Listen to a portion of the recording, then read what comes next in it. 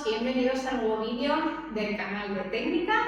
Lo que vamos a hacer esta vez es un shimmy basiquísimo, el shimmy que ya sabemos hacer, shimmy egipcio, pero lo vamos a desplazar de lado a lado para que sea un movimiento mucho más vibrante y podamos hacer también circulitos o figuras, ¿vale?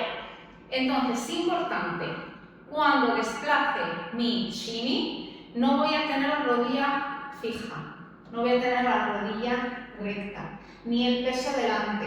Lo que voy a hacer es flexionar un poquitito de nada más, un poquitito, y peso detrás, para tener un poquito de movilidad de la cadera.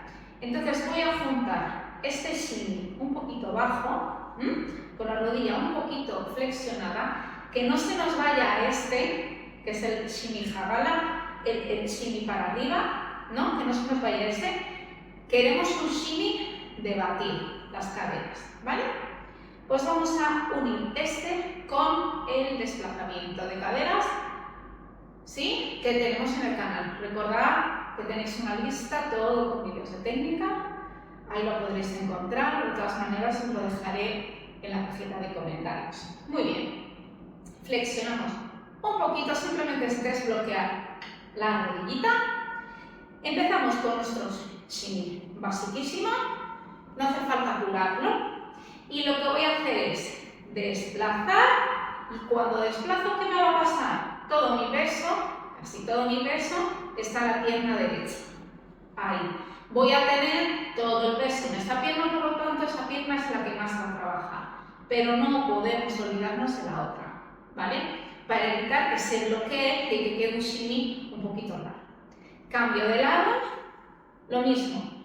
Peso en la izquierda, trabajamos la izquierda, pero tienen que trabajar las dos, ¿sí? Y voy de lado a lado, a lado, a lado, a lado y a lado. Vale, este movimiento también lo puedo llevar adelante y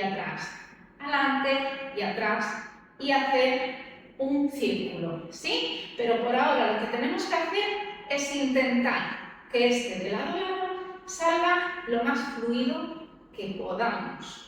Lo más fluido que podamos. Ahí. A practicar. Muy bien. Si os ha gustado el vídeo, regaladme un like y suscribiros al canal para recibir todas las novedades. Hasta el siguiente.